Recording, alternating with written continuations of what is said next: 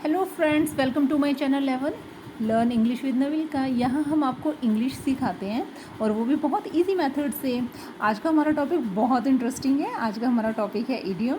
Idiom हमारे लिए बहुत ज़्यादा इंपॉर्टेंट होती हैं क्योंकि हम जब भी कोई लैंग्वेज सीखते हैं, सिर्फ इंग्लिश के बारे में मैं बात नहीं कर रही हूँ, अगर हम किसी भी लैंग्वेज को सीखते हैं तो उसमें कुछ मुहावरों का इस्तेमाल होता है।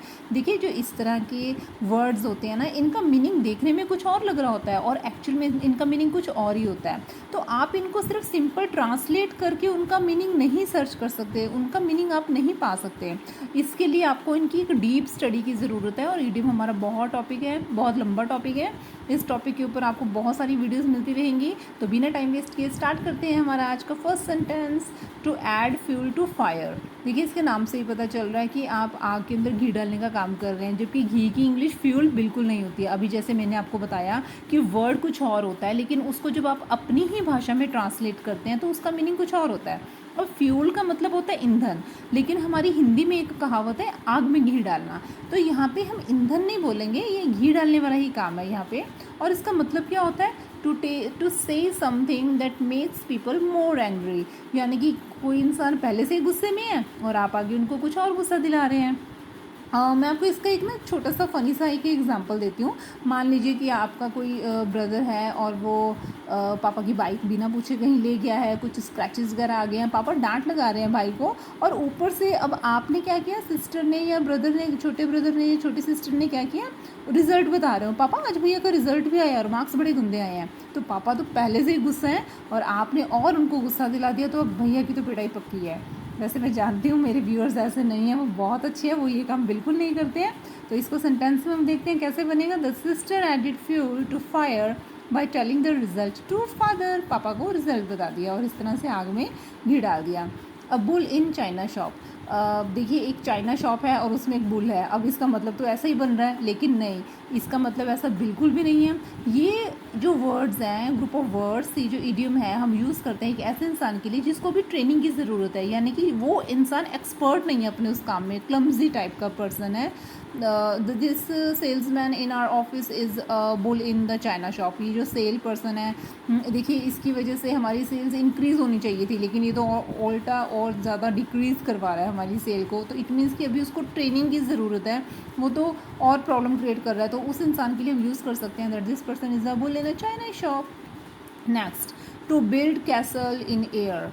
कैसल, देखिए, एक महल के बारे में बात हो रही है यहाँ पे। एयर, हवा में महल बनाना, और हिंदी में एक कहावत है हवाई किले बनाना। तो इस तरह से इसका मतलब होता है डे ड्रीमिंग, यानी कि आप सिर्फ ख्वाब देख रहे हो, आप काम नहीं कर रहे हैं, आप सिर्फ सपने ले रहे हैं। Lazy person builds castle in the air. आप सिर्फ सपने ले रहे हैं, ऐसा हो जाएगा, फिर ऐसा हो जाएगा, फिर ऐसा हो जाएगा। नहीं, आपको हार्डवर्क की भी ज़रूरत है। जैसे हार्डवर्क आप अभी कर रहे हैं, आप वीडियोस देख रहे हैं, इंग्लिश सीख रहे हैं, तो डेफिनेटली आपका हार्डवर्क एक दिन आपको बहुत अच्छी इस लैंग्वेज की पकड़ देगा। Next, A drop in a bucket. देखिए, बकेट की जगह पे ना यहाँ पे कभी कभी ओशन भी आ जाता है, तो दोनों का मीनिंग बिल्कुल सेम है। अ drop in the bucket means small quantity. कोई चीज़ रिक्वायरमेंट तो बहुत ज़्यादा है, लेकिन उसकी क्वांटिटी आपको बहुत कम ही दी गई है। और हिंदी में एक कहावत है ऊँट के मुंह में जीरा। देखिए, ऊँट के मुंह में जीरा, अगर आप इसको ट्रांसलेट करने की कोशिश करेंगे तो कहीं पे माउथ नहीं है, कहीं पे कैमल नहीं है। और ड्रॉप इन अ बकेट का मतलब कहीं ना कहीं ऐसे नहीं लग रहा जैसे कि पानी की बूंद है एक बाल्टी के अंदर, लेकिन दोनों ही चीज़ों का दूर दूर तक कोई रिलेशन नहीं नज़र आ रहा। देखने में हमें लग रहा है कि बाल्टी और पानी के बारे में बात हो रही है, और कहावत है ऊँट के मुंह में जीरा, मीनिंग इसका निकल रहा है स्मॉल क्वांटिटी। तो इस तरह से इडियम्स की स्टडी की ही इसीलिए जाती है ताकि हमें और ज़्यादा इसकी डीप नॉलेज हो सके। The bonus given to the employee is a drop in a bucket. अगर बहुत ही कम बोनस मिला है तो एम्प्लॉयज़ को तो हम बोल सकते हैं कि ये तो ऊँट के मुंह में जीरे वाली बात है। या फिर ना, इसका एक छोटा सा एग्जांपल, प्यारा सा एग्जांपल मैं आपको और देती हूँ। सपोज़ कीजिए कि एक छोटा सा केक मंगवाया गया है और खाने वाले कितने लोग हैं वहाँ पे, 15 लोग हैं।